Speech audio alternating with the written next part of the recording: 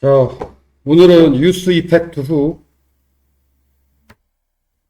유스 스테이트 다음으로 많이 사용하는 기본 훅이죠.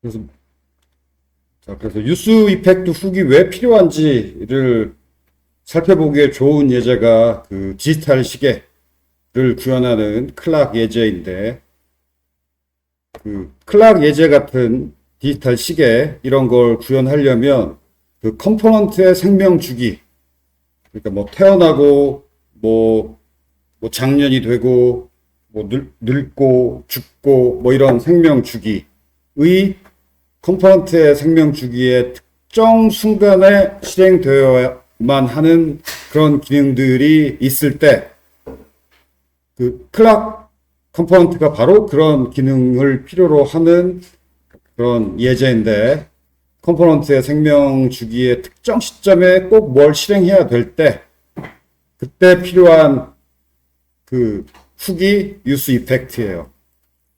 그래서 대표적으로 마운트 컴포넌트가 화면에 처음 보이게 될 때 그때 한번 뭔가 초기화를 해야 되는 그런 경우가 종종 있어요. 매우 종종, 자주 마운트 시점에 한번 뭘 해야 될 때, 이게 최초 초기화죠. 그 다음에 그거보다는 약간 드물지만 그 다음으로 언마운트, 이게 마운트의 반대죠. 컴포넌트가 더 이상 화면에 보이지 않게 될 때 마지막으로 뭔가 한번 해야 되는 거.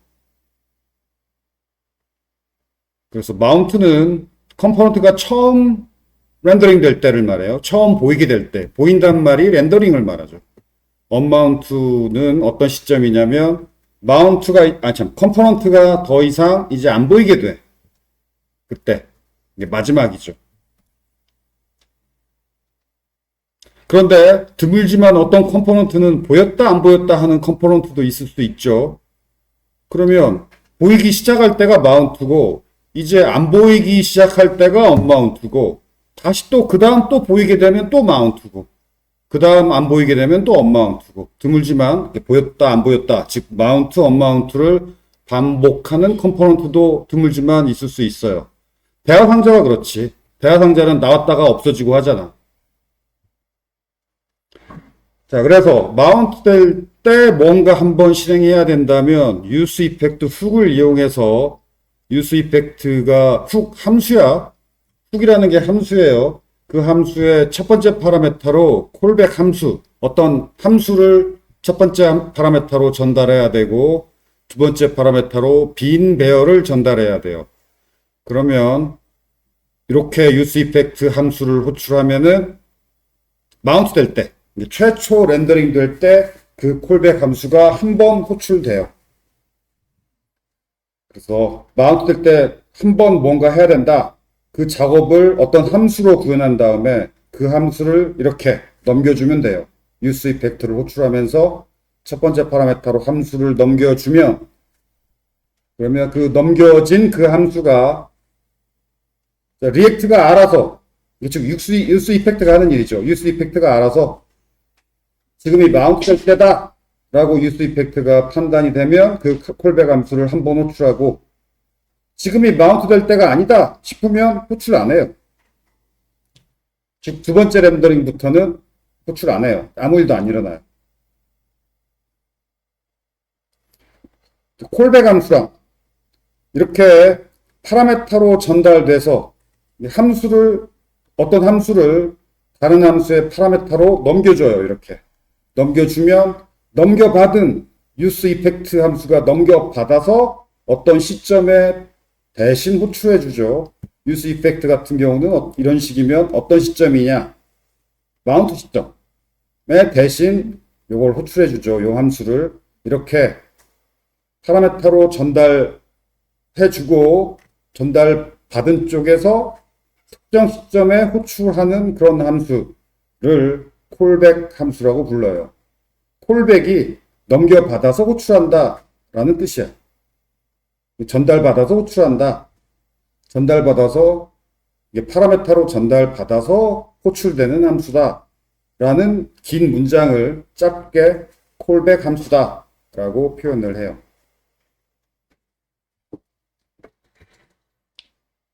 오케이. 자, 이 정도로 설명을 하고 클락 컴포넌트를 구현해 봅시다.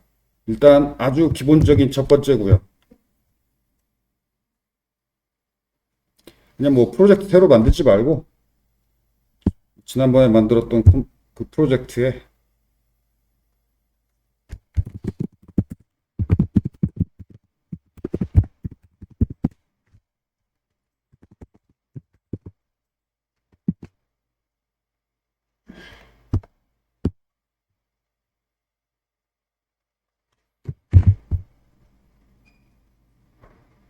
이거 뷰네? 뷰 프로젝트였군.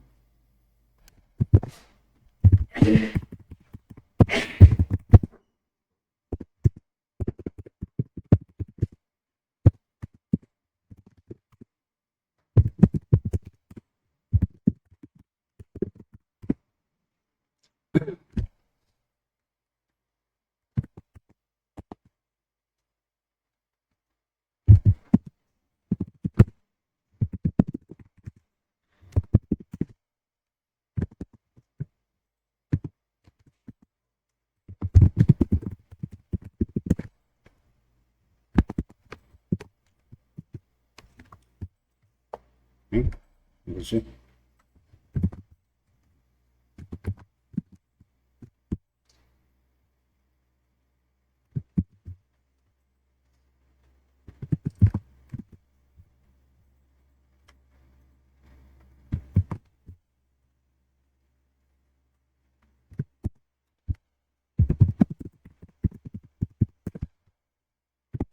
이 서식은 표준 CSS 서식이 아니고 지난 시간에 배운 SCSS 확장 서식이에요. 그래서 만약에 지금 이 프로젝트에 이 SCSS가 설치 안 되어 있을 수도 있으니까 혹시 모르니까 설치합시다. 두 번 설치하는 건 뭐 아무 상관 없으니까. SCSS. 인스톨 할 때 패키지 이름은 SCSS가 아니라 SASS예요. 원래 이름이 SASS예요.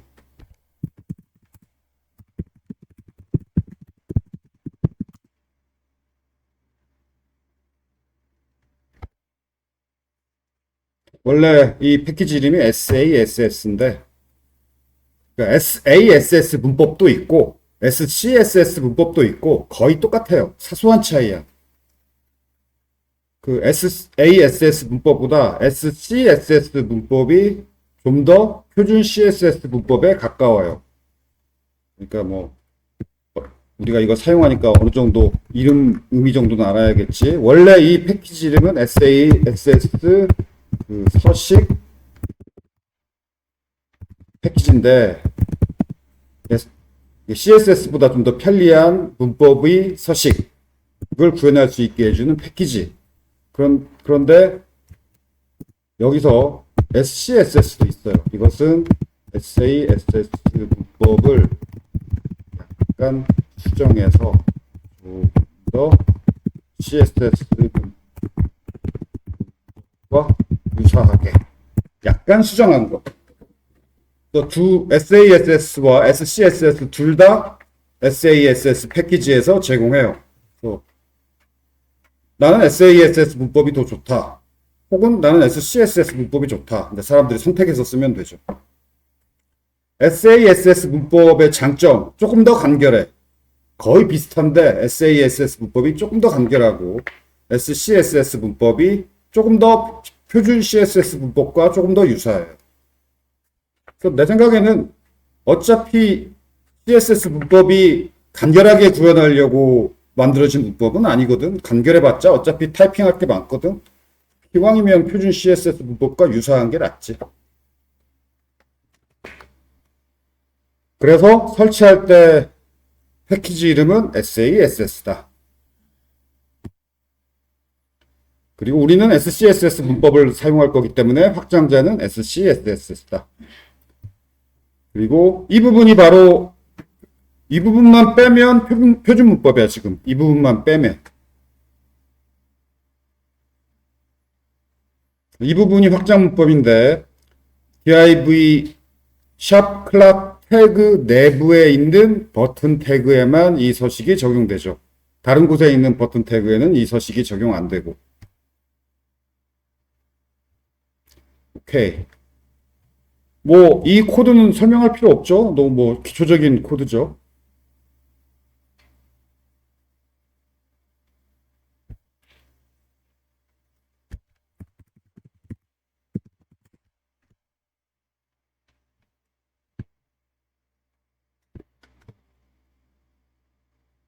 자, 클릭을 하면 좀 시간이 지나야지. 자, 지금 29초라고 나와 있지만 클릭을 하면 37초로 바뀌죠. 현재 시각으로. 왜냐면 이렇게 하니까. 클릭을 하면 이게 실행되니까. 이게 실행되니까 다시 렌더링 되죠. 유스 스테이트 상태를 셋했으니까. 클릭할 때마다 due date. 이거 자바하고 똑같아요. 자바도 데이트 클래스 객체를 생성하면 이렇게 생성된 객체에 오늘 날짜와 현재 시각이 들어있죠. 자, 그 값을 useState에 set하고, 자, useState set 됐으면 당연히 다시 렌더링 되는데, 다시 렌더링 된단 말은 이게 또 호출된다는 얘기죠. 호출돼서 실행되는데, 이 부분, 자, 이 부분이 바로 자바스크립트로 간단하게 현재 시각을 출력할 때 간단하게 뭐 별 라이브러리 필요 없이 이렇게 구현하면 돼요. 그럼 현재 시각이 이렇게 시분초, 오전 뭐 시분초, 오후 시분초 이렇게 현재 시각이 표시가 돼요. 다른 포맷으로 출력하고 싶으면 라이브러리를 써야 돼. 라이브러리 쓰지 않고 현재 시각 출력하는 건 이렇게.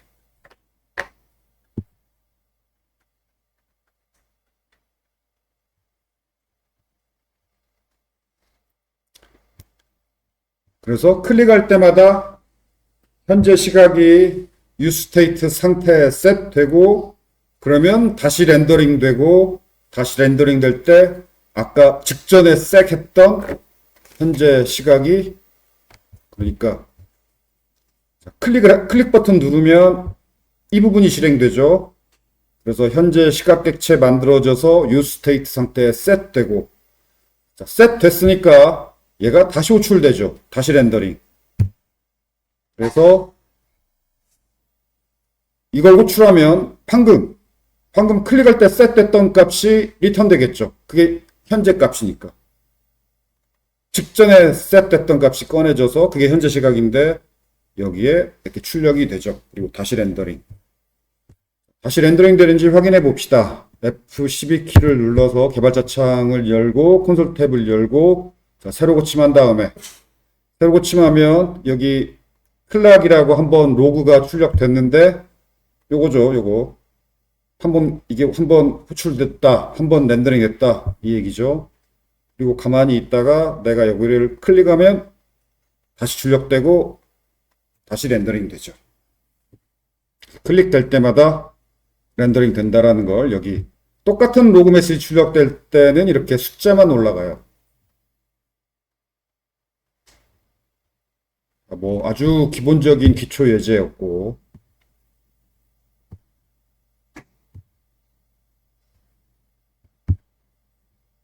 자 이제 시계라면 저절로 째깍째깍 그 표시가 자동으로 돼야죠.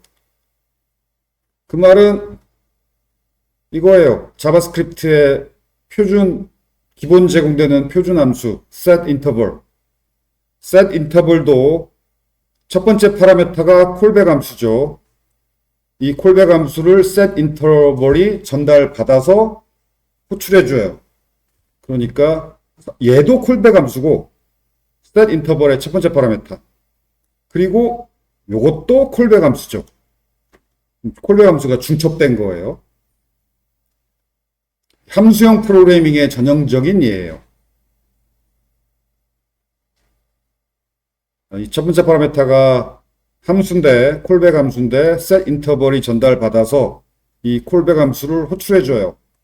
set interval은 언제 호출해 주냐면 여기 1000초 간격으로 계속 호출해 줘요. 반복해서 계속. 그런데 이 set 인터벌 이 호출이 지금 이 노란색 콜백 함수의 본문이죠. 그러면 노란색 콜백 함수는 언제 호출되느냐? use 이펙트에 넘겨졌고 이게 빈 배열이니까 use 이펙트가 마운트 될 때 한 번 노란색 콜백 함수를 딱 한 번 호출하죠. 마운트 될 때.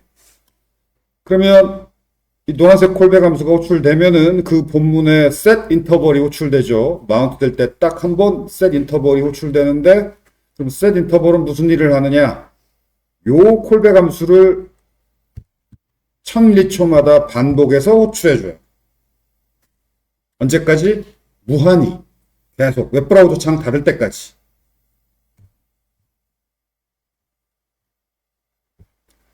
그러면 아까하고 똑같이 set use state 상태가 현재 시각으로 set 되니까 결국은 1초마다 한 번씩 계속 렌더링이 되겠죠.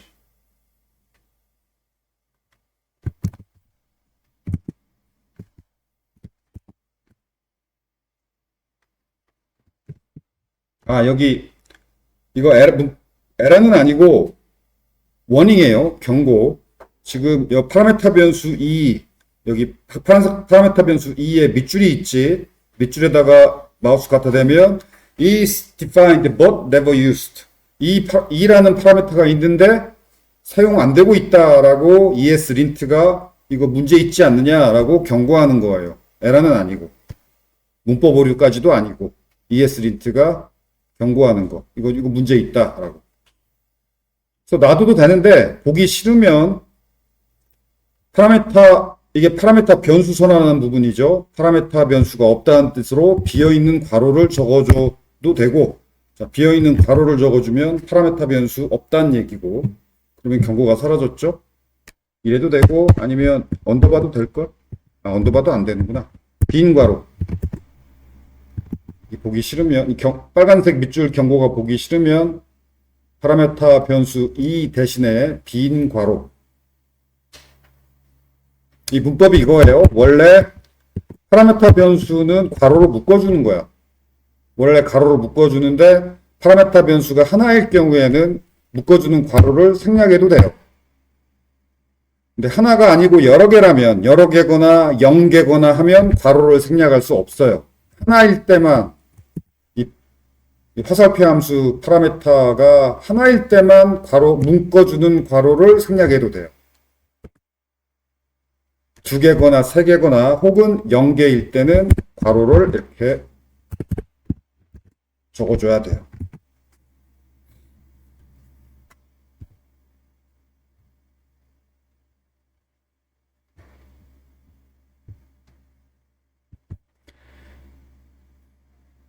오케이. 그리고 요 예제를 실행하면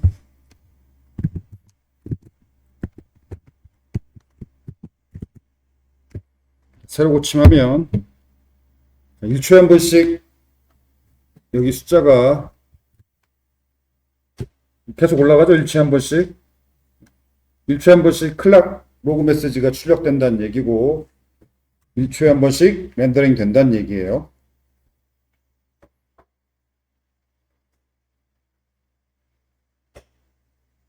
그리고 또 엘리먼트 탭에서 렌더링 되고 있는 걸 엘리먼트 탭에서 확인해 볼 수도 있는데 엘리먼트 탭에서 이 태그들을 열어보면 여기 태그 부분에 그 렌더링 되면서 변화하는 태그 부분만 저렇게 그 뭐라고 해야지? 약간 붉은스름한 색으로 반전돼서 보여지죠. 저 부분이 지금 그 렌더링 되고 있는, 변화하고 있는 거예요.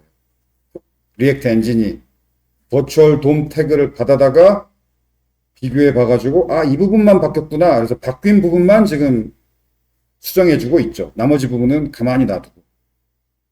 렌더링, 리액트 엔진의 렌더링의 최적화를 잘 볼 수 있죠. 딱 필요한 부분만 바꿔주지. 버추얼 돔은 매번 이거 전체를 만들어서 리턴해. 그렇지만 리액트 엔진이 직전에 리턴된 거랑 지금 리턴된 거랑 비교해가지고 이 부분만 바뀌었네? 파악해서 딱 바뀐 부분만 웹브라우저에서 이렇게 수정해줘요. 이 렌더링 최적화가 일어나고 있는 거죠.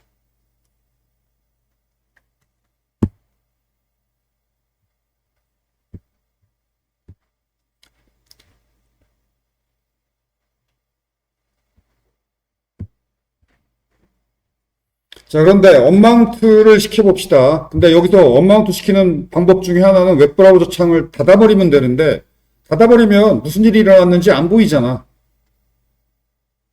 그래서 닫지 말고 웹브라우저 창을 안 닫은 채로 언마운트를 시키려면은 이 컴포넌트를 안 보이게 만들어야 언마운트 시키는 거예요. 그러면 앱 컴포넌트에서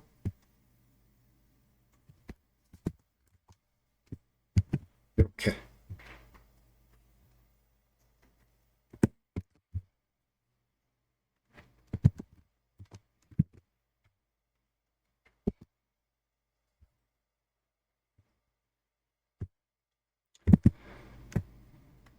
자, 이 부분은 앱 컴포넌트예요. 이 비저블 이 체크박스를 끄면 새로 고침합시다. 콘솔 탭을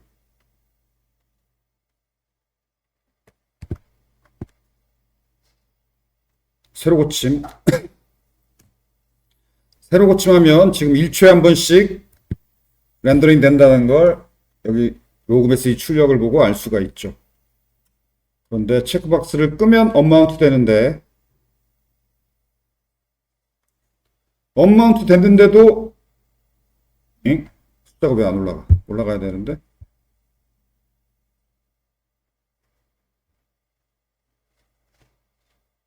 아, 아,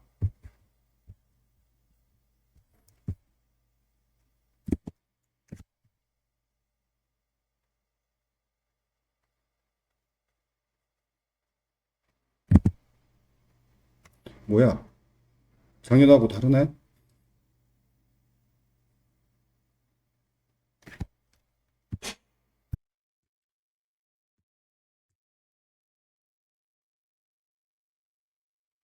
이 부분은 잘 모르겠어요. 좀 더 연구를 해봐야 되겠는데, 지금 일단 이 구현,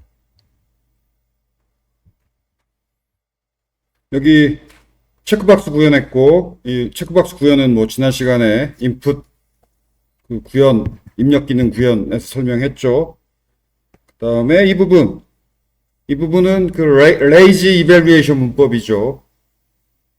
이 값이 true일 때는 이 결과가 이거고, 레이지 이밸류에이션 문법.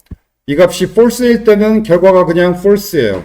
그리고 react는 false를 렌더링 하라고 하면 아무것도 렌더링 안 하죠. boolean하고 null, 뭐 not a number 이런 건 undefined 이런 건 아무것도 렌더링 안 해요. react는. 그래서 visibly false일 때는 이 and 이게 and 연산자죠. false and면 뒤를 보나마나 결과가 false니까 결과가 그냥 false야. 그래서 아무것도 렌더링 안 돼요. 그 다음에 이 값이 true이면 and 연산자는 뒤를 봐야죠. 결과는 얘가 true면 true고 얘가 false면 false니까. 그래서 얘가 true일 때는 결과값이 이거예요. 그래서 visibly true일 때만 클락 컴포넌트가 렌더링 돼요. 그래서 이 체크박스를 끄면 클락 컴포넌트가 렌더링 더 이상 안 되니까 그러면 언마운트죠. 그래서 강제로 언마운트를 시켜보려고 이걸 체크박스를 구현했고, 그래서 내가 원래 지금 기대한 건 작년까지는 이랬는데 일단 여기 1초에 한 번씩 렌더링 되니까 클락 컴포넌트가 렌더링 되니까 클락 컴포넌트의 첫 줄 이 클락 로그 메시지가 출력이 1초에 한 번씩 출력이 되죠. 그 다음에 언마운트 되어도 출력이 돼야 돼. 작년까지는 출력됐어. 근데 출력 안 되네? 그 말은 클리어, 이게 셋 인터벌이 지금 취소된 거죠. 자동으로. 근데 자동으로 취소된 거 안 되는, 그런 기능 리액트에 작년까지는 확실히 없었고, 아직도 없다고 알고 있는데, 그래서 혹시 최근에 리액트 버전업 되면서 자동으로 뭐 클리어 인터벌 이런 거 자동으로 클린업이라고 하죠. 뭐 클린업 뭐 이런 거 해주나? 내가 모르는 그런 기능이 추가됐나 싶어서 인공지능한테 물어봤더니 인공지능도 모르는가 봐 아직. React does not automatically clear intervals. 자동으로 해주지 않는다. 그래서 수동으로 이렇게 해야 된다. 지금 이거 배울 거예요. 수동으로 클리어 인터벌 하는 거. 인공지능도 그렇게 알고 있고,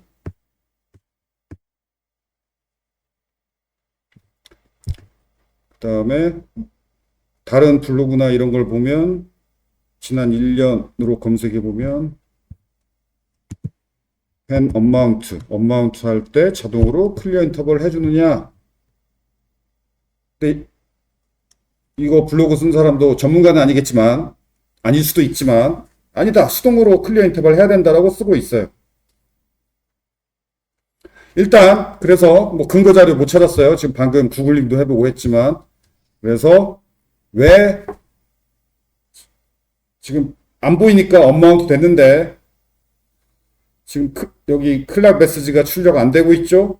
그래서 지금 마치 set 인터벌이 취소된 듯한 클리어 인터벌 된 듯하게 보여요. 지금 이 로그 메시지만 보면 좀 더 알아봐야 돼. 요즘 프론트엔드는 기술 발전이 너무 빨라서 새 기술이 나왔는데 관련 자료가 아직 검색이 안 되는 경우도 많이 있어요. 프론트엔드는 기술 발전 속도가 너무 빨라. 그래서 일단 자료를 못 찾겠으니까 그냥 지금 현재 찾을 수 있는 문서가 하는 얘기대로 그냥 강의는 계속 할게요.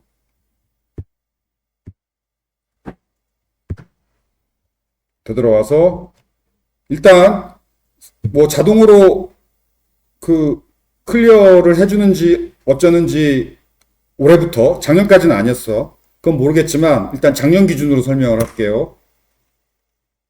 올해 뭐가 달라졌는지 좀 더 알아봐야 되겠고.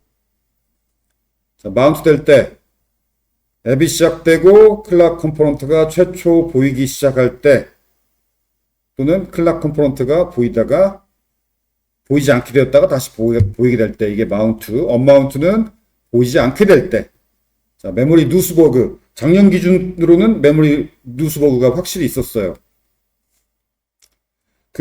자바스크립트 언어에서 자바도 그렇고 자바스크립트 언어도 그렇고 더 이상 필요 없는 객체나 배열은 자동으로 메모리가 회수되는데 그 기능을 가비지 콜렉션이라고 부르죠. 그런데 어떤 구현 오류 때문에 메모리가 회수되지 않는 버그가 있을 수 있고 이것을 메모리 릭, 메모리 누수 버그라고 얘기해요. 컴포넌트가 더 이상 보이지 않게 되면, 즉 어마운트 되면 그 컴포넌트가 차지하고 있던 메모리는 자동으로 회수돼요. 가베지 콜렉션 되어야 해요. 그런데 어떤 버그가 있으면, 메모리 누수 버그가 있으면 가베지 콜렉션이 되지 않기도 해요. 그래서 그래서 이게 가베지 콜렉션 안 되고 있다는 증거가 여기서 계속 로그가 출력되고 있는 거였는데 그게 출력이 안 되고 있는 게 좀 의심스러워요. 무슨 일이 나고 있는지 이건 좀 더 알아봐야 되겠어요. 아무튼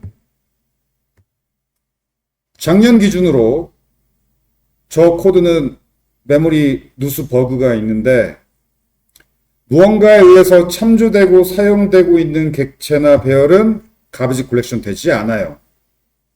그래서 더 이상 필요 없어진 건 더 이상 참조되지 않게 만들어야 돼요.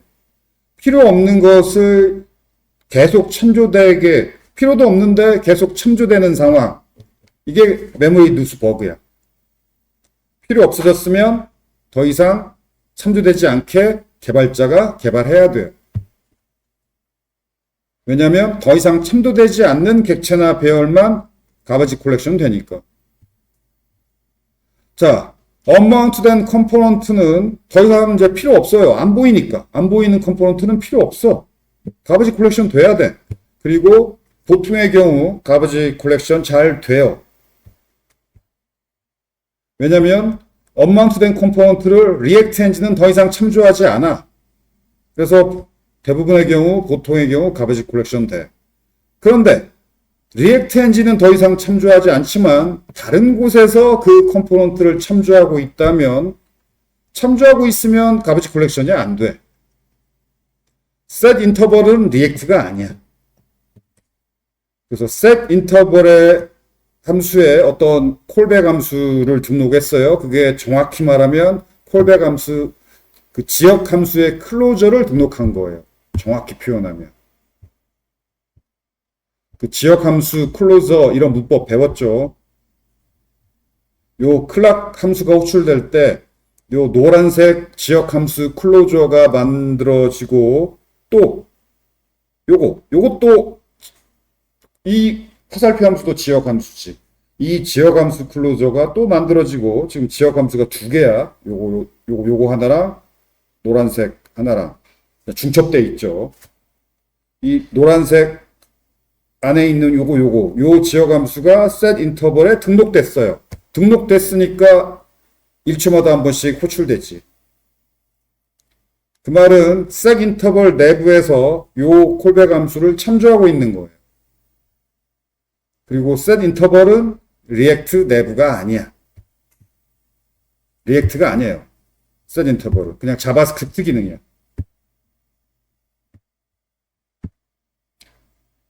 되돌아와서 무언가에 의해서 참조되고 있으면 가베지 콜렉션이 안 돼. 그래서 컴포넌트가 언마운트 되면 화면에 안 보이게 됐으니까 가베지 콜렉션 돼야 되고 언마운트 된 컴포넌트를 리액트 엔진은 더 이상 참조하지 않으니까 그러면 가베지 콜렉션 보통의 경우 잘 되는데 이렇게 set 인터벌 같이 리액트가 아닌 곳에 뭔가 등록된 게 있다면 그 등록을 취소하기 전까지는 계속 참조돼요. 그러면 가베지 콜렉션이 안 되는 거죠. 즉, 마운트 될 때 뭔가를 어디다 등록했다면 거의 대부분 이건 리액트가 아니야. 리액트가 아닌 곳에 뭐 등록하는 곳이 마운트예요. 그러면 언마운트 될 때 등록을 취소해야 돼요. 안 그러면 메모리 누수 버그가 생길 확률이 매우 높아요. 작년까지는 확실히 메모리 누수 버그였어. 근데 올해 여기 로그가 출력 안 되는 게 좀 의심스럽네. 좀 알아봐야 될 것 같아요.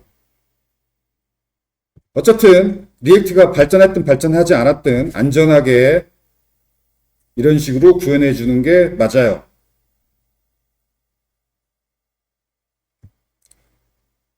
자동으로 뭐 클린업 된다, 자동으로 등록 취소된다 이런 거 너무 믿지 말고 이렇게 마운트, 언마운트를 한 쌍으로 이렇게 구현하는 게 메모리 누수를 막는 방법이다.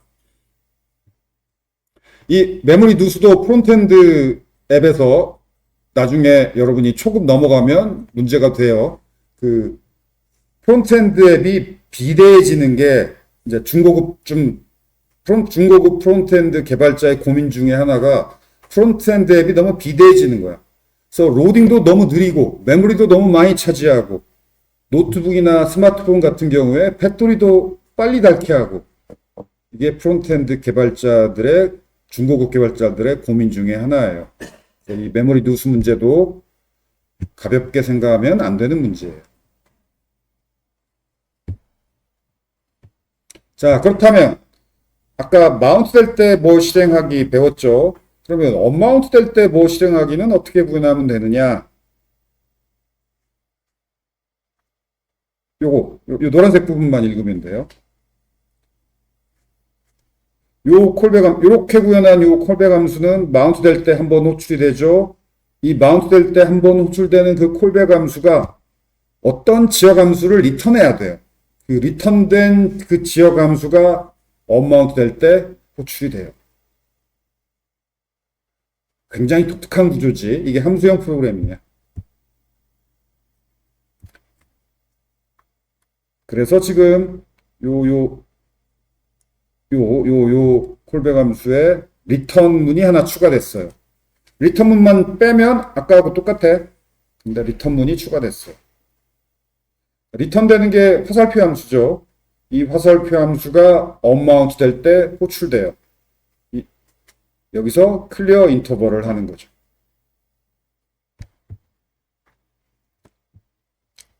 자, 여기 이걸 보면 좀 더 확실한데, 노란색 콜백 함수가 리턴하는 게 연두색 콜백 함수죠.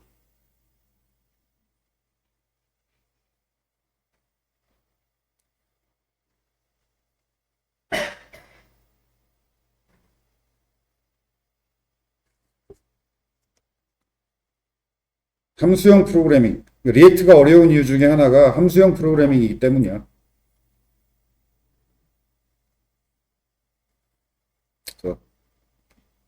이 노란색 콜백 함수, 그 내부에 또 연두색 콜백 함수. 연두색 콜백 함수는 노란색 콜백 함수가 내부에서 만들어져서 리턴되죠.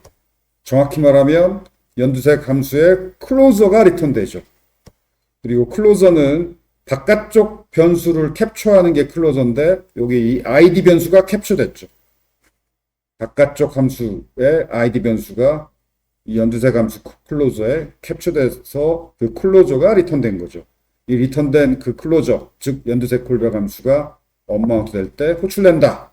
즉 클리어 인터벌 된다. 이렇게 구현하는 게 맞다라는 거. 근데 이건 실습 못 해보겠네. 로그는 어차피 클리어 인터벌 안 해도 저절로 로그가 출력이 안 되어서.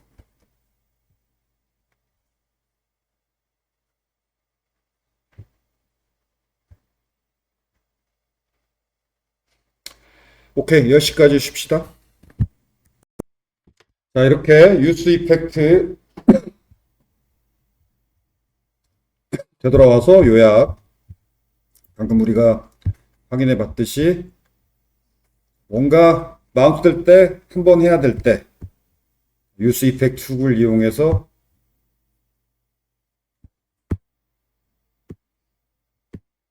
이렇게 구현한다. 노란색 콜백 함수, 마운트 될 때 해야 될 일, 노란색 콜백 함수. 그 다음에 중요한 거. 두 번째 파라미터가 반드시 빈 배열이어야 돼요. 저거 빼먹으면 안 돼.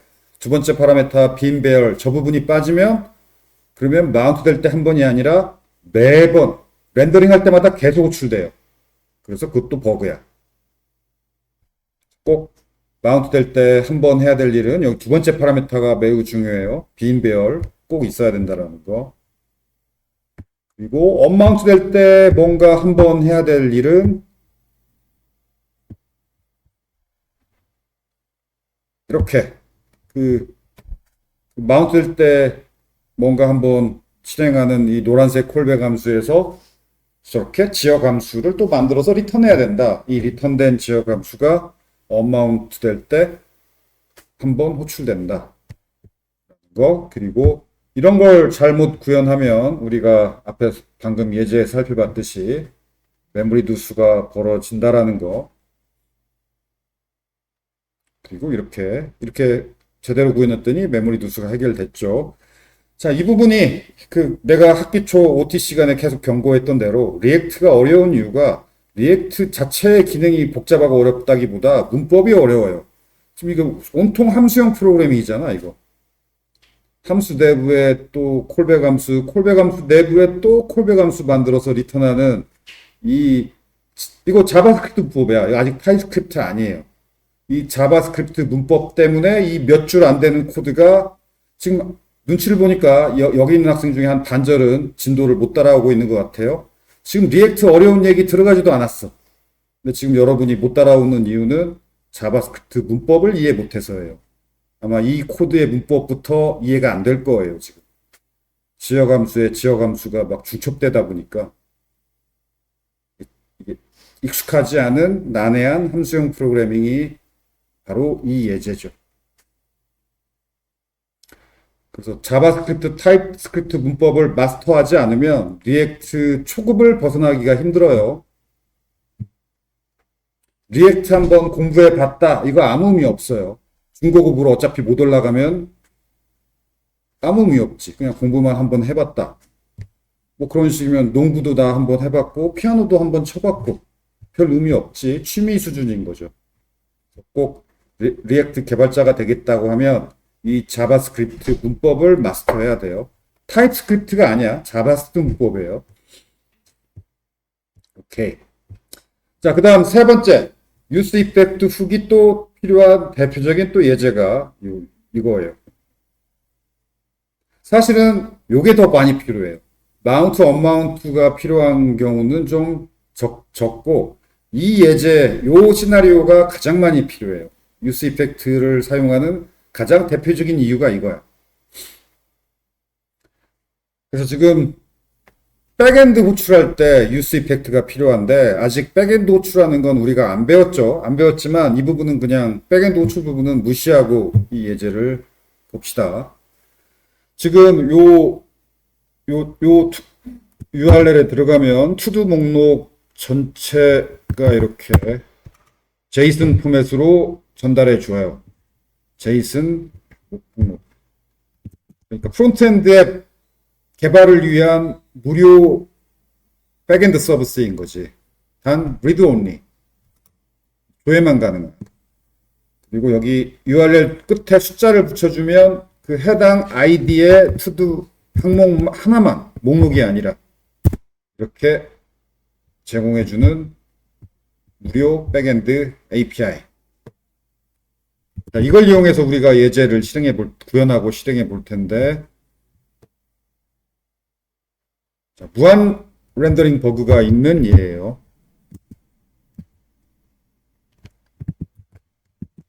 초보 개발자의 흔한 실수지.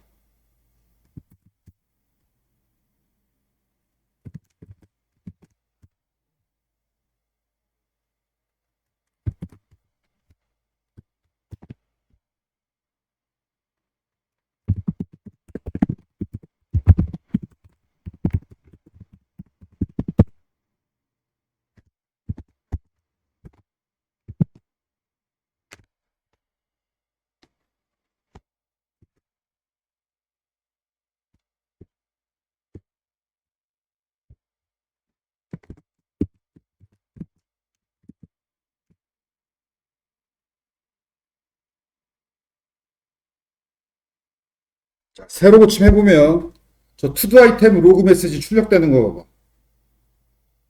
어마어마한 속도로 투두 아이템 로그 메시지가 지금 계속 출력되고 있죠, 여기. 저게 지금 렌더링 되고 있는 거예요. 지금 그 사이에 벌써 300번 렌더링 되고, 무한 렌더링이지. 그런데 웹브라우저 창을 보면 평온해. 버그가 있는지 여기서는 눈치 못 채요. 깜빡거리지도 않고 평온해. 그렇지만 이게 노트북이나 스마트폰이라면 배터리가 쫙 금방 닳겠죠. 초보 개발자의 흔한 실수 버그고, 버그가 있는지도 몰라. 이걸 안 보면.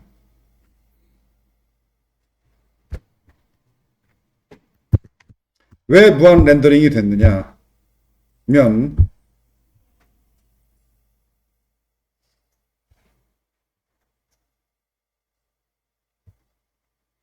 여기 앱 때문이 아니에요. 앱은 투두 아이템 컴포넌트를 이렇게 호출하면서 그냥 아이디 값을 넘겨주는,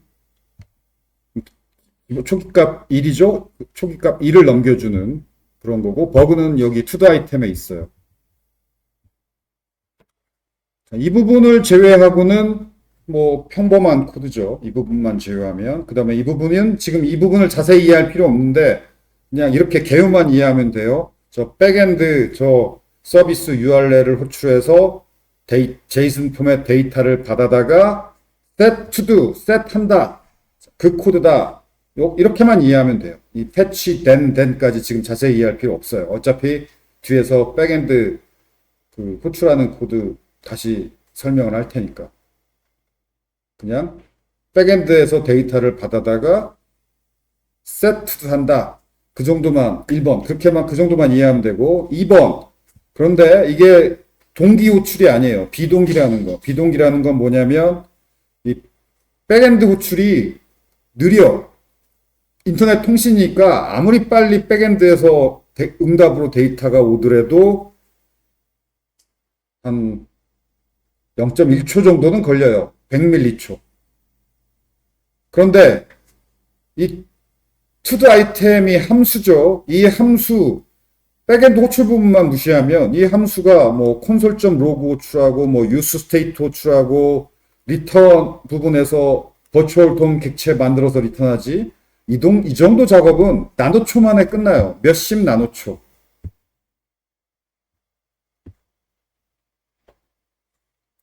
그래서 비동기 호출이라는 건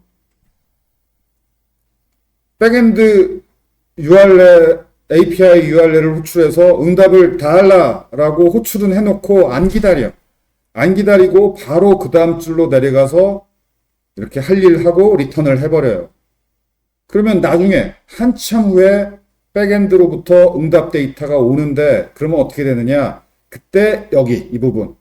이것도 콜백 함수죠. 응답 데이터가 왔을 때 비로소 이 콜백 함수가 호출돼서 set도 돼요. 안 기다리고 바로 넘어간다. 그 다음에 응답이 오면 그때 응답을 받아 처리할 콜백 함수만 등록하고 그냥 바로 넘어간다. 이게 바로 비동기 프로그래밍의 형태야. 자, 자세히 적었으니까 여기 쭉 주석 읽어보고 여기 14페이지까지 자, 왜 무한 렌더링이 되고 있는지 자세히 적었으니까 읽고 이해해 보세요.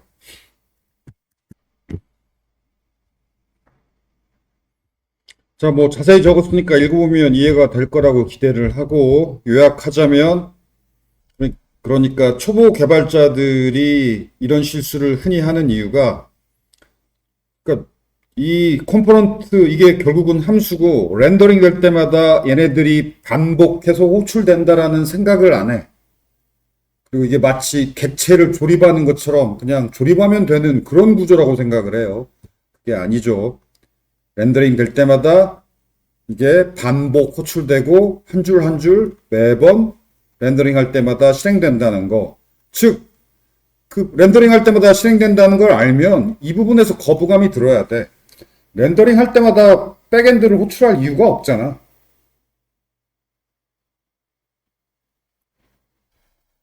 데이터를 처음에 한번 조회하면 되지. 왜 렌더링 할 때마다 매번 조회해? 렌더링 할 때마다 조회해 와서 셋 하니까 셋 하면 다시 렌더링 되고 다시 렌더링 하면 또 조회하고 또 조회하면 다시 셋하고 이게 무한 렌더링이죠. 무한 루프죠. 그래서 계속 강조하는 거 메커니즘 내부에서 어떻게 움직이고 있는지 메커니즘을 생각하면서 구현하라라는 거. 그 다음에 인공지능을 너무 믿지 마요. 인공지능은 인터넷상에 넘쳐나는 데이터 가지고 공부를 하잖아. 인터넷상에 블로그나 이런 거 열심히 쓰는 사람들, 그 넘쳐나는 글들은 대부분 중급 이하예요. 정말 고수들은 바빠서 블로그 잘 안 해. 그래서 블로그 글에는 고급 정보가 없어요. 그런데 아쉽게도 인공지능은 그 인공지능의 프로그래밍 한계 얘기 많이 지적을 하죠. 왜 인공지능이 그 역량이 없어서 코딩을 못하는 게 아니라 지금 현재 인공지능은 배운 기본 자료가 인터넷에 넘쳐나는 그 초급 글들 가지고 프로그래밍 공부해서 그래. 근데 내 생각에는 금방 뛰어넘을 거예요. 예를 들어서 옛날에 10년 전에 이 인공지능의 시작이 10년 전에 그 바둑 알파고인데 그 바둑 알파고도 처음에는 사람들이 둔 기보 가지고 공부했거든. 그때는 사람들 초고수 수준 정도였어요. 그러니까 지금 인공지능 코딩 실력이 인터넷에 넘쳐나는 블로그 글 같은 거 보고 공부했기 때문에 딱 그 정도 수준이야. 초급보다는 약간 높고 중급 약간 아래인 그 정도. 그런데 알파고가 어느 날 갑자기 바둑의 신의 경지에 올라섰냐면 인공지능끼리 바둑을 두면서 학습을 하니까. 즉 사람의 자료 보고 코딩 공부하는 수준을 넘어서서 인공지능끼리 연구하면서 코딩하기 시작하면 갑자기 어마어마한 초고수 개발자가 될 거예요. 사실 여러분은 인공지능을 좀 두려워해야 돼. 초급 개발자가 설 자리가 지금 점점 줄어들고 있어요. 당장 최근 한 2, 3년 초급 개발자 공채가 확 줄었어. 경력직만 뽑아요, 사실. 초급 개발자 공채가 어디서 확 쏘느냐면 대기업들이 신입 공채를 잘 안 뽑아요. 다 경력직만 뽑아. 중견기업, 대기업들이. 이게 문제야. 아무튼 되돌아와서 그래서 초급 수준을 뛰어넘어야 여러분이 가고 싶은 회사를 갈 수 있을 텐데 그러려면은 이런 기본 메커니즘, 기본 개념, 문법 알고 코딩해야 돼요. 그냥 남들 하던 대로 쭉쭉 예제 보면서 코딩하는 수준이면 안 돼. 자, 아무튼 되돌아와서 렌더링 할 때마다 호출되는 함수 본문에서 백엔드를 패치하면 결국은 렌더링마다 패치하게 되니까 문제죠. 해결책은 간단해. 렌더링 할 때마다 백엔드 호출만 안 하면 돼요. 그러면 앞에서 배웠던 유스 이펙트를 이용해도 되지. 자, 어떤 백엔드 호출은 처음에 한 번만 호출해서 받아오면 되는 그런 데이터도 많아요. 그럼 이렇게 구현하면 돼요. 마운트 될 때 한 번 받아오면 되죠.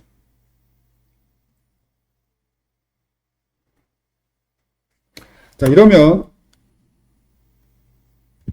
무한 렌더링 버그가 당장 해결이 되죠. 새로 고침하고 개발자 창 열어보면 자, 여기 투두 아이템 뭐 아까처럼 막 호출되고 있지 않죠.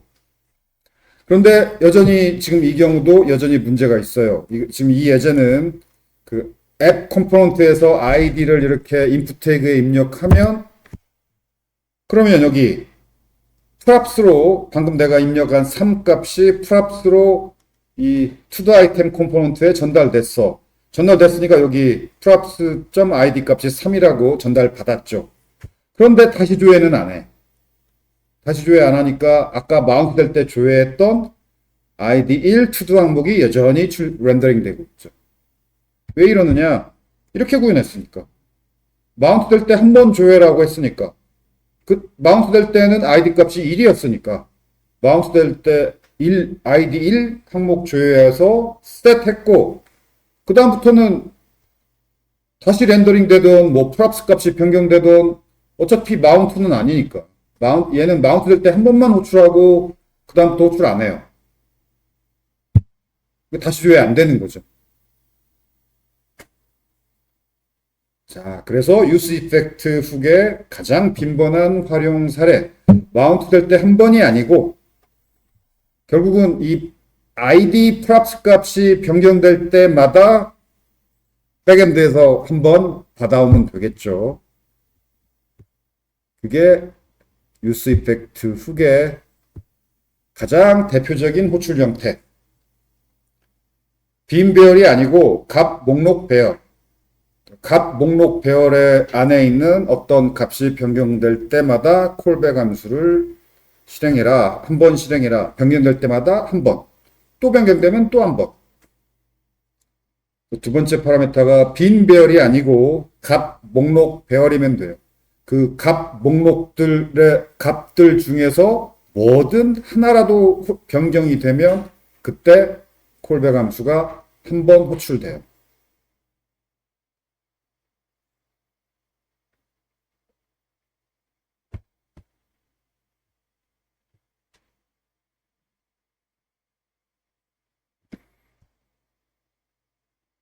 그래서 여기 두 번째 이 파라미터 이 배열에다가 props.id라고만 넣어주면 되죠. 그러면 props.id가 변경될 때마다 백엔드를 호출해서 데이터를 받아와서 셋하는 거죠. 자, 이게 정답이죠. 자, 이렇게 구현해야 되는 예가 아주 흔해요. 그래서 컴포넌트에서 백엔드를 호출할 거라면 이렇게 이 경우는 이제 조회 조건, id가 조회 조건인 거죠. 조회 조건이 변경될 때마다 호출해서 백엔드에서 받아오기 이렇게 구현.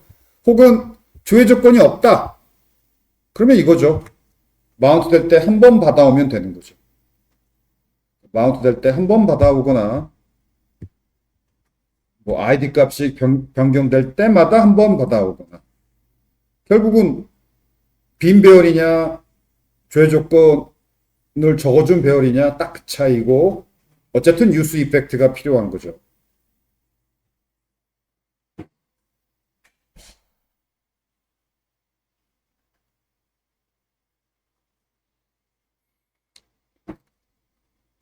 자, 그래서 여러분이 유스 이펙트 훅을 잘 알아야 돼요. 유스 이펙트 훅을 잘 활용 못하면 아까처럼 메모리 릭 버그가 있거나 아니면 무한 렌더링 버그가 있거나 뭔가 문제가 있는 코드를 만들기 쉬워요. 초급자의 흔한 실수. 근데 문제는 메모리 릭 버그도 티가 안 나. 기능은 멀쩡하게 돌아가. 그냥 메모리만 막 먹는 거지. 무한 렌더링도 아까 웹브라우저 창에 티가 안 났죠. 배터리만 막 먹는 거지. 티가 안 나니까 초보자들이 못 깨닫고 해결 못하고 넘어가는 경우가 많아요.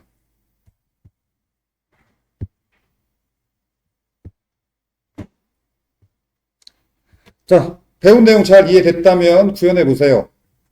피보나치 컴포넌트를 구현해 보세요.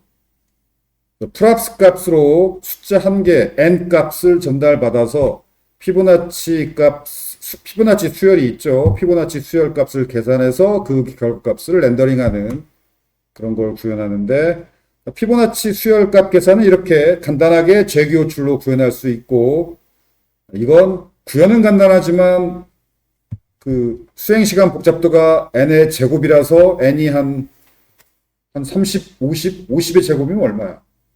느려요. 그래서 이거 그 코딩 테스트 문제로 이런 거 나올 만한 문제예요. 피보나치 수열을 구현하라. 근데 n의 최대값이 뭐 10만이다. 이러면 10만의 제곱이면 말도 안 되지.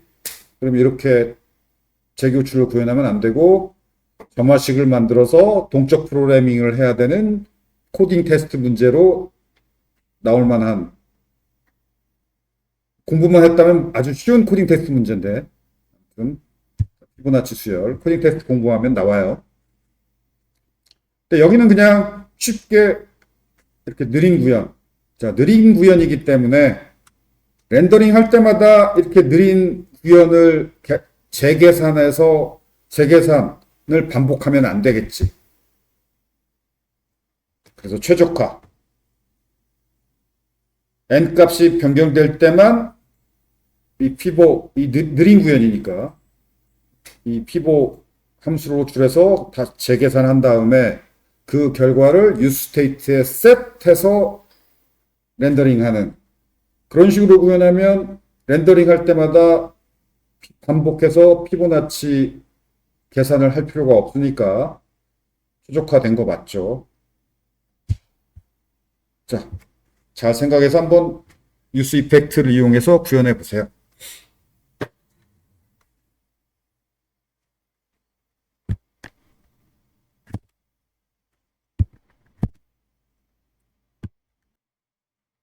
자, 그 다음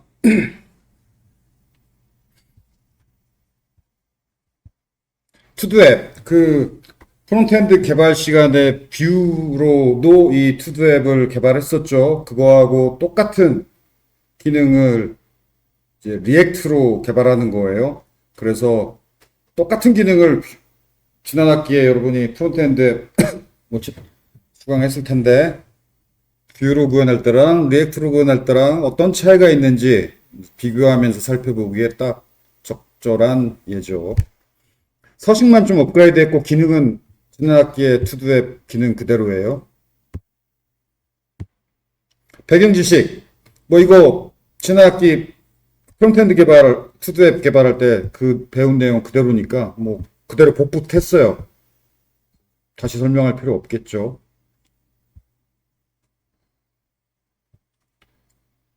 뭐 Vue.js에서 배웠던 것처럼 로컬 스토리지를 이용해서 데이터를 저장할 거예요.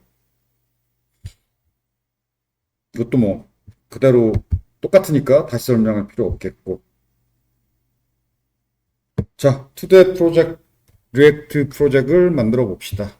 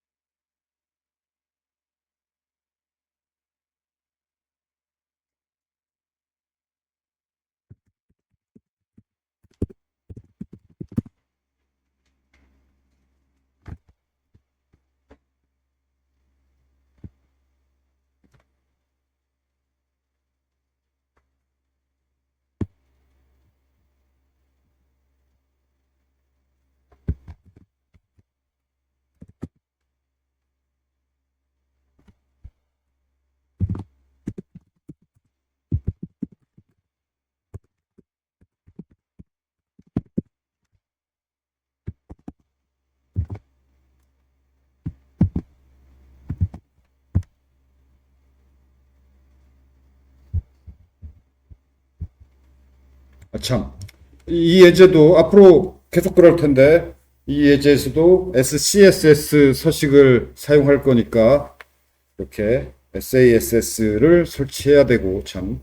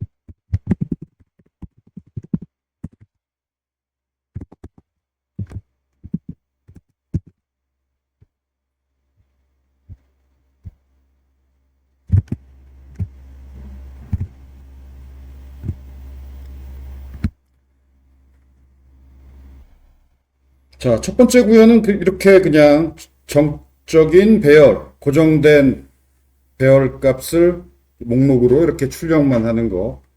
객체 배열 출력이죠, 그냥.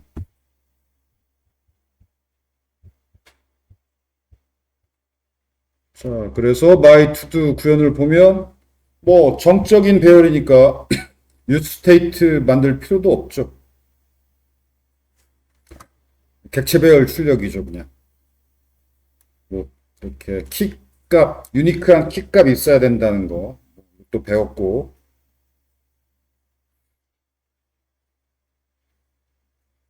뭐 특별할 게 없죠.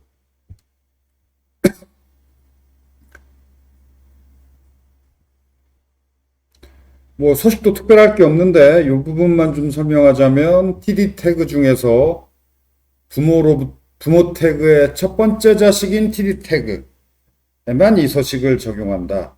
즉, 첫 번째 컬럼이죠. TR 태그로부터 첫 번째 TD가 첫 번째 컬럼이죠. 첫 번째 컬럼, 즉 ID, 이 ID 컬럼만 가운데 정렬이라는 얘기고, 가운데 정렬, width는 30픽셀. 자, 나머지는 뭐 특별할 게 없고, 어,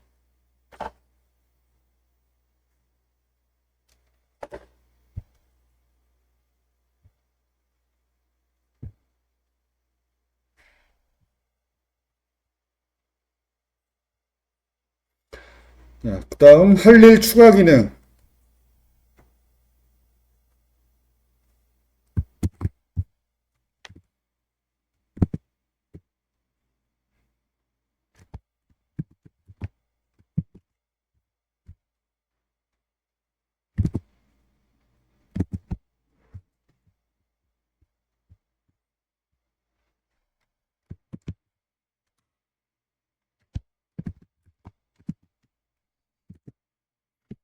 할 일 추가 기능.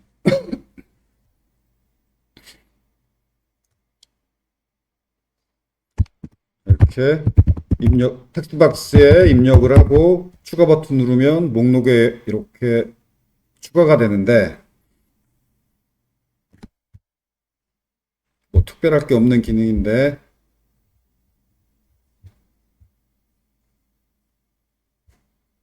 자 이제 할 일 목록이 추가되니까, 변경되니까, 이제 useState 상태이어야 하고, 그래서 여기, 얘는 이제 초기값이 되죠. 초기값.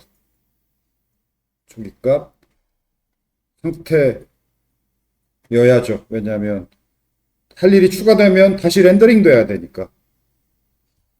그 다음에, 타이틀 useState 상태. 이건 input 태그에 입력되는 값. 자, input 태그 구현하려면 useState가 또 이렇게 필요하죠. 그 다음에 add to 지역 함수.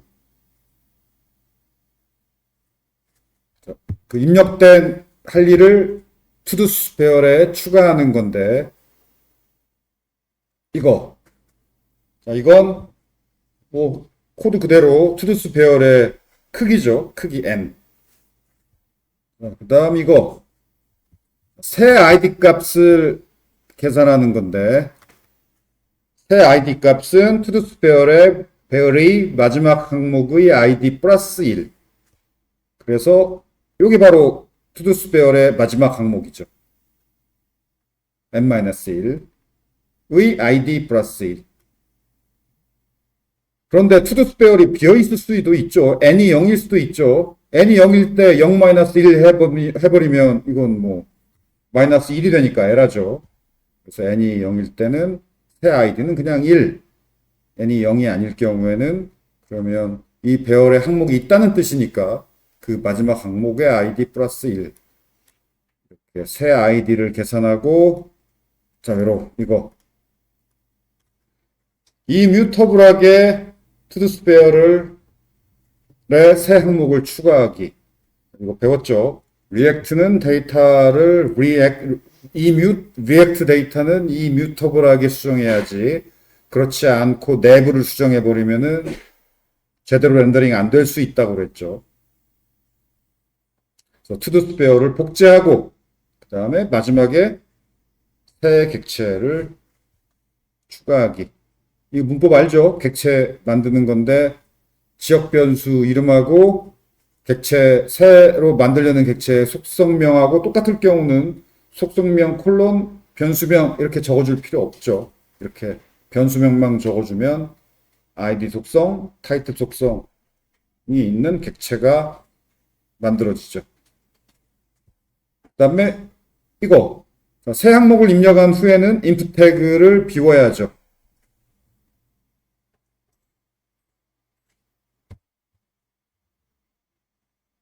그리고 이 부분도 약간 수정했어요. 뭐냐면은 여기 밑에다 정리했는데 before 구현은 이거였고,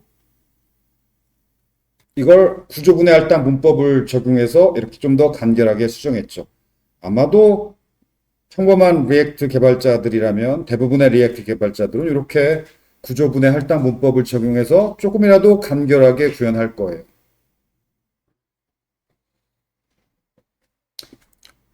그리고 여기 문법을 언제나 코드 보면 문법을 따져야 돼요. 이 괄호가 뭔가. 이 괄호는 화살표 함수 파라메타를 묶어주는 괄호예요. 화살표 함수 파라메타를 묶어주는 괄호. 파라메타 변수가 하나일 때는 여기. 파라메타 변수가 하나일 때는 괄호로 안 묶어줘도 되지만 하나 이상이면 괄호로 묶어줘야 된다고 그랬죠. 더군다나 이건 구조분해 할당 문법 중괄호야. 이건 반드시 괄호로 묶어야 돼요. 괄호로 묶지 않으면 아마 문법 오류 날 거예요. 이 노란 요 부분은 구조분해 할당 문법. 그러니까 todo's 변수 하나로 받지 않고 구조분해해서 id와 타이틀 값, 속성 값을 꺼내서 받겠다. 구조분해 할당 문법 배웠죠?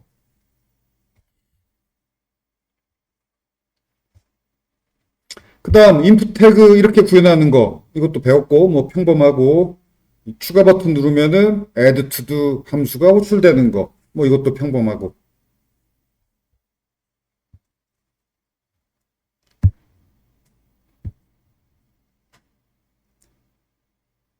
그 다음에 서식 텍스트 섀도우, 이거 아마 강의에서 내가 처음 언급하는 걸 텐데, 그 박스 섀도우만 있는 게 아니라 텍스트 텍스트에도 그림자를 그릴 수 있어요. 여기 그림자 보이나? 그림자 보이지? 약간. 그래서 뭐 텍스트 섀도우는 여기저기 남용할 필요 전혀 없고 이렇게 작은 평범한 텍스트에다가 섀도우 그려봤자 안 보여. 지저분해. 보여도 지저분하고 지저분하게 안 과하게 적용하면 아무튼 이 제목 정도, 큰 제목 정도 텍스트 섀도우 적용하는 게 딱 적절한 것 같아요. 그리고 버튼 구현. 기본 버튼 모양은 그 프론트엔드 개발자가 사용하기에는 웹브라우저 기본 버튼 모양이 너무 못생겼죠. 그래서 지금 간단하게 서식으로 이 정도만 해도 뭐 기본 버튼보다는 나으니까. 자, 여기 누르면 이렇게 눌려지죠. 이 눌려지는 효과도 CSS 서식으로 충분히 간단하게 구현 가능해요. 그리고 여기 보면 이 버튼의 백그라운드 색은 이 색이 16진수로 뭔가, 자, 프론트엔드 개발자라면은 요 정도 색이면 16진수로 얼마다 알아야 돼.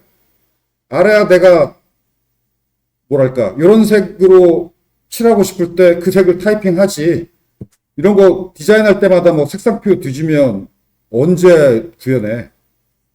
내가 자주 사용하는 색들은 색을 16진수로 이렇게, 아니 나는 디자이너도 아닌데 이 색 16진수로 만들 수 있잖아. 근데 여러분이라면 뭐 당연히 더 해야지. 그리고 여기도 보면 이 추가라는 글자도 텍스트 섀도우 그린 거야. 여기 추가 글자 옆에 그 약간의 그림자 보이죠? 지금 텍스트 섀도우가 여기 제목에도, 할 일 제목에도 텍스트 섀도우가 약간 은은하게 있고, 추가라는 글자에도 텍스트 섀도우가 약간 있어요. 특히 이 추가라는 흰색 글자 밑에 텍스트 섀도우 빼봅시다. 빼면 훨씬 볼품이 없어져. 이 버튼이야말로 텍스트 섀도우가 필요해요. 자, 빼면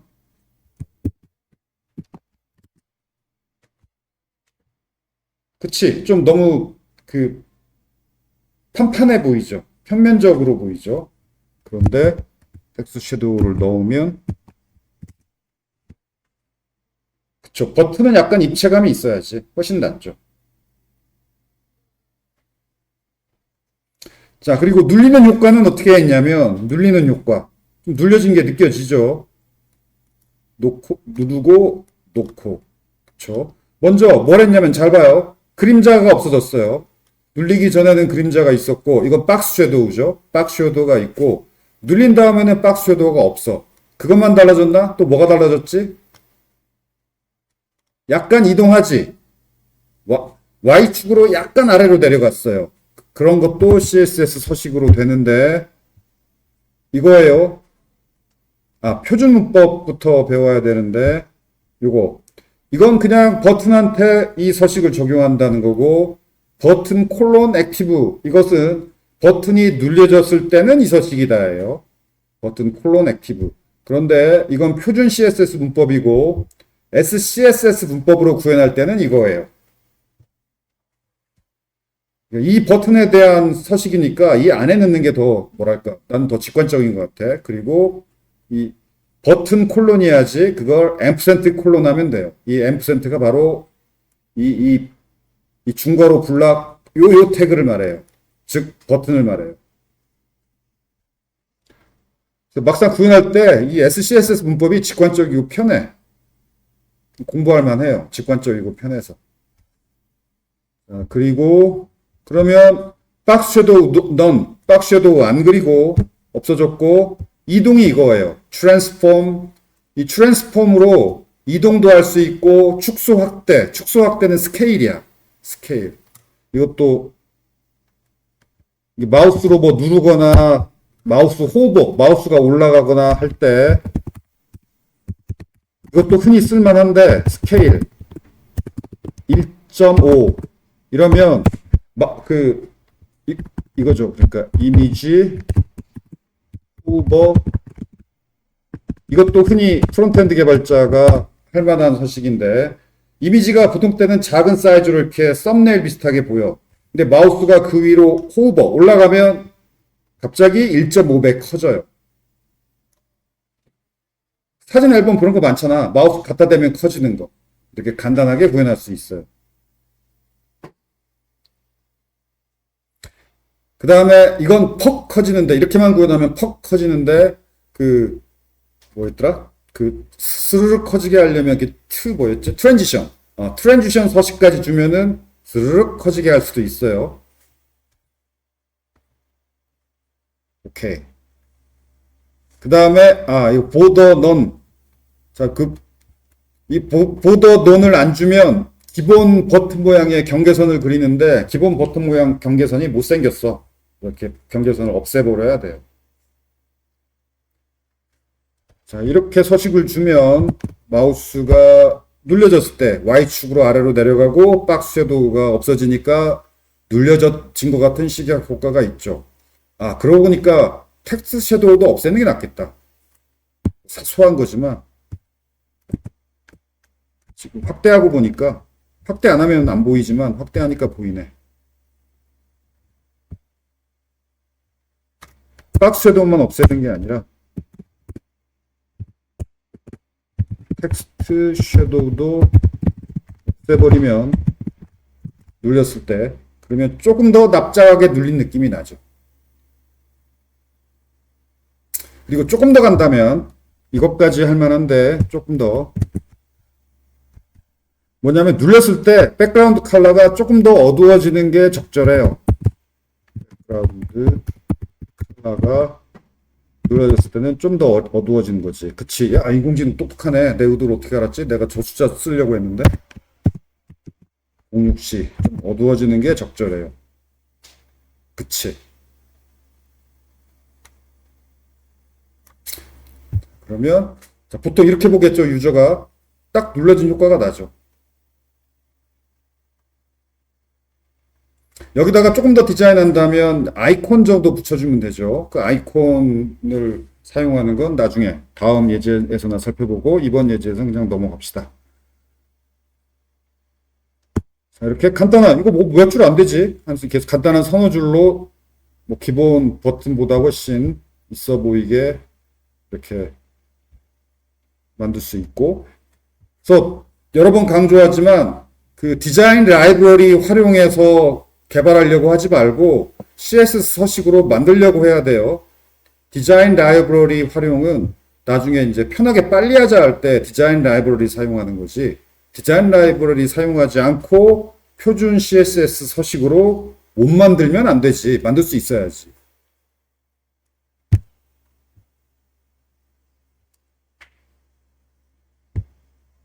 컴포넌트 이런 거 화면 만들 때 컴포넌트 가져다가 사용하는 것만 공부하지 말고 내가 꼭 그렇게 만들 수 있어야 돼요.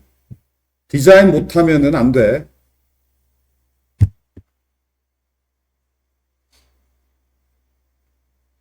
왜냐하면 어떤 시나리오가 흔하냐면 컴포넌트 써다가 만들었는데 그 사수나 팀장이 야, 저 모양 이상하다. 바꿔라. 이렇게 바꿔라라고 지시를 해요.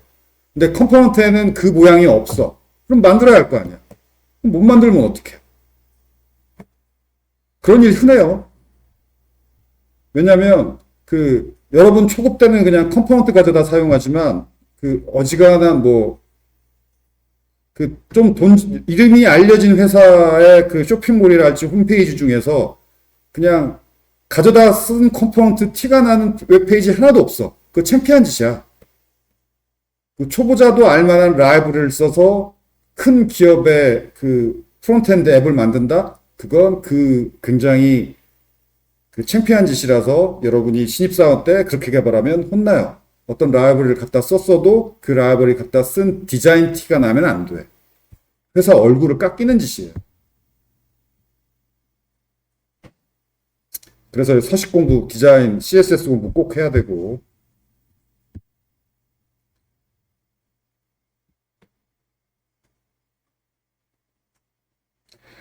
오케이. 그 다음 삭제 기능.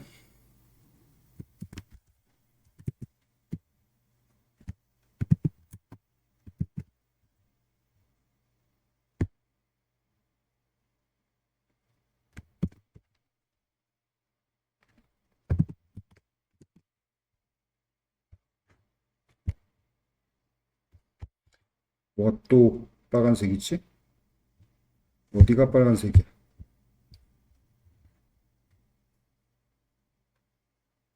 아, 이거 파라메타 또 사용 안 한다라는 또 경고구나.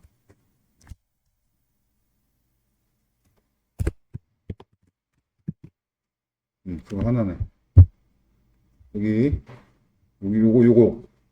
파라메타 이거 사용 안 한다는 경고니까 경고 보기 싫으니까 이걸 그냥 괄호로 바꿔줍시다.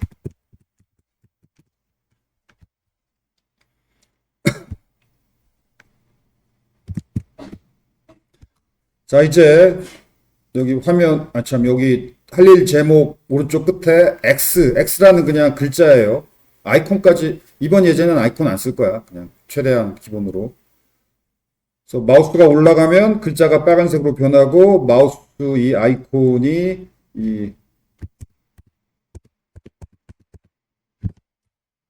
이렇게 손가락 모양으로 변하죠. 뭐 이 정도 기능이야 프론트엔드 개발에서도 구현했었지. 그리고 클릭하면 삭제하시겠습니까? 그래서 확인 누르면 삭제. 자, 서식은 이거 이미 알죠? TD 태그 내부에 있는 스팬 X자인데 빨간색 검정색 X자 요거 X자 좀 굵은 글씨로 폰트 웨이트 볼드 굵은 글씨 flow to right 오른쪽 오른쪽 끝으로 가라 이게 flow to right예요. 그리고 ampersand 콜론 호버 이게 SCSS 확장 문법인데 아까 이거 설명했었죠. 이 ampersand가 그걸 둘러싸고 있는 중괄호 요 태그를 말해요. 그래서 이거랑 똑같아. 이건 표준 CSS 문법. 이건 확장 문법.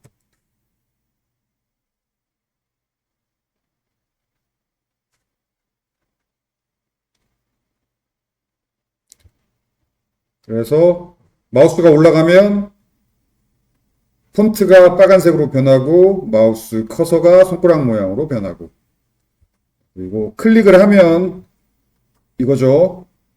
딜리트 투두가 호출되는데 삭제하시겠습니까? 묻고 yes 누르면은 삭제. 자, 이것도 이뮤터블하게 삭제하는 거. 이거 배웠죠? 이뮤터블하게 삭제해서 set to 유스 스테이트 상태에다 셋하니까 이제 다시 렌더링 되죠.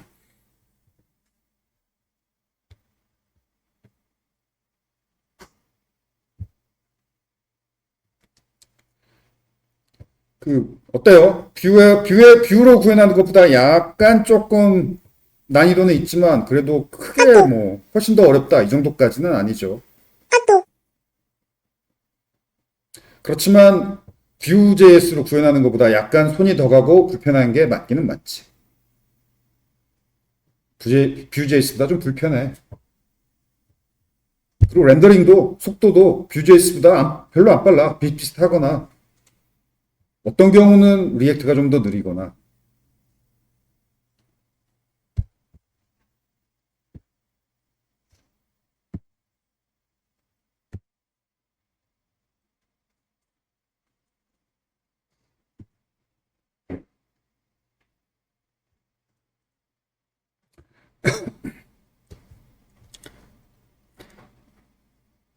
그 다음 완료 표시 체크박스.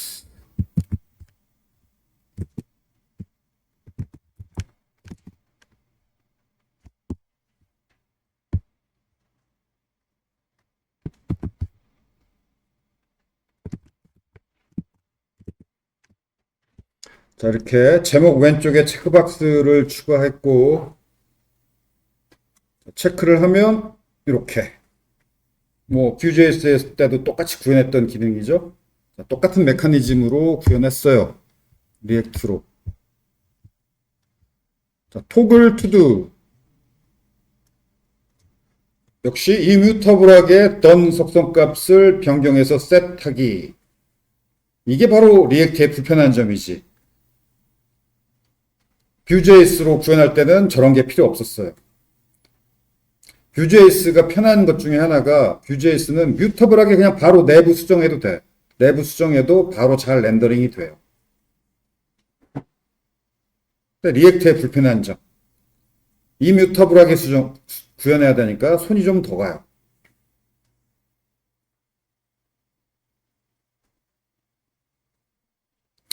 이 부분도 그 이뮤터블하게 객체 있게 변경하는 거 라이브러리가 있어요.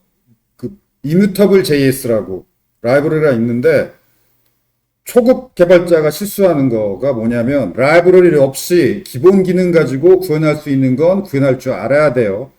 구현할 줄은 알지만 매번 다다다다 구현하기 편하니까 라이브러리 쓰면 좀 더 빨리 구현할 수 있으니까 라이브러리를 쓰는 거지. 라이브러리 없으면 이뮤터블하게 수정 나 구현 못해 이러면 안 돼요. 라이브러리 없어도 구현할 수 있어야 돼요. 왜 그러냐면 그 아까 말했듯이 중고급 정도 가면 그 리액트 앱이 너무 무거워지거든. 너무 무거워졌을 때 하는 일 중에 하나가 쓸데없이 무거운 라이브러리 걷어내는 거. 그래서 팀장이 이 라이브러리 쓰지 마라고 지시할 수도 있어요. 그럼 라이브러리 쓰지 말라면 쓰지 마야지. 그리고 기본으로 구현해야죠. 자, 그래서 이뮤터블하게 데이터 변경하는 거 라이브러리가 있긴 하지만 라이브러리를 이용해서 구현하려고 초급 때 하지 말고 직접 이렇게 구현해봐야 된다. 할 줄 알아야 된다라는 거.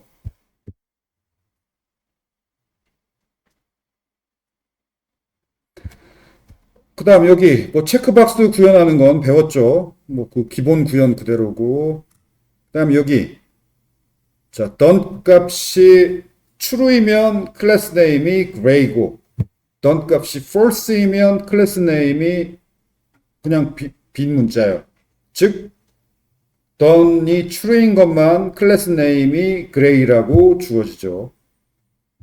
그러면 던 값이 true인 항목만 td.gray 서식이 적용되는 거죠.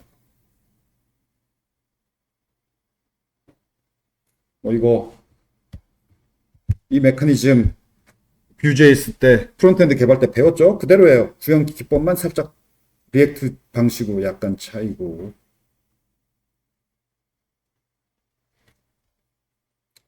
자, 이것도 배웠었죠. 이 액센트 컬러 이게 체크박스 체크했을 때의 색깔인데 기본 색깔이 파란색이에요. 근데 파란색보다는 이 경우 이렇게 비활성화된 거니까 회색 체크된 항목의 색이 이 색 비슷한 기본 파란색이야. 파란색보다는 회색이 낫죠. 그게 액센트 컬러. 체크됐을 때 색.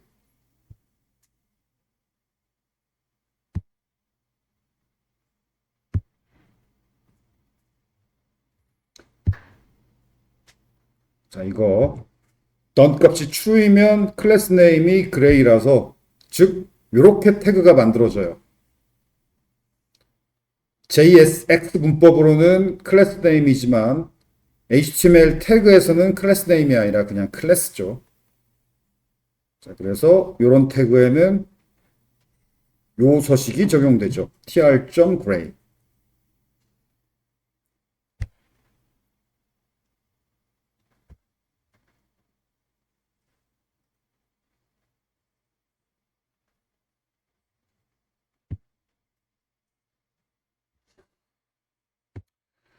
자, 저장 기능은 다음 시간에 합시다. 저장 기능 하고 뭐도 할 거냐면 이번 학기부터는 이걸 할 거예요. GitHub 페이지스의 배포. 이 앱은 백엔드가 필요 없는 앱이니까 그냥 배포해서 바로 실행할 수가 있죠. 왜냐하면 저장을 백엔드에다 안 하고 로컬 스토리지에 할 거니까.